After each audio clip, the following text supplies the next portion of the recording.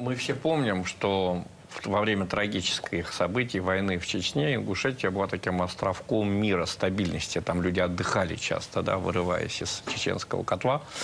А потом, когда, наконец, в начале 2000-х годов Чечня, так сказать, стала на мирный путь, в ней оттуда стало меньше поступать трагических событий, чем от соседей из Дагестана, из Ингушетии. Вот сейчас какая ситуация? Насколько часто приходится вводить режим контртеррористической операции? И что такое режим контртеррористической операции в сегодняшней Ингушетии? Во-первых, КТО – это закон.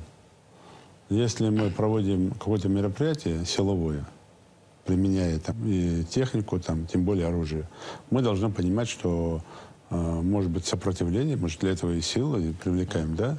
А при сопротивлении может быть там и ответный огонь, и ущерб нанесен, в том числе имуществу. Не только тому дому, в котором скрываются бандиты, но и соседним домам. Это делать для того, чтобы была возможность по закону, без введения режима КТО компенсировать ущерб невозможно. То есть, по сути, режим КТО защищает местных жителей в случае причинения... Режим КТО, по режиму КТО больше всех возмущаются те, против кого проводят. Ну, это понятно. Это они там идеологически. А так, конечно, он защищает, там, наоборот, и сейчас, конечно, не часто. В год, если 1-2 раза. Наверное.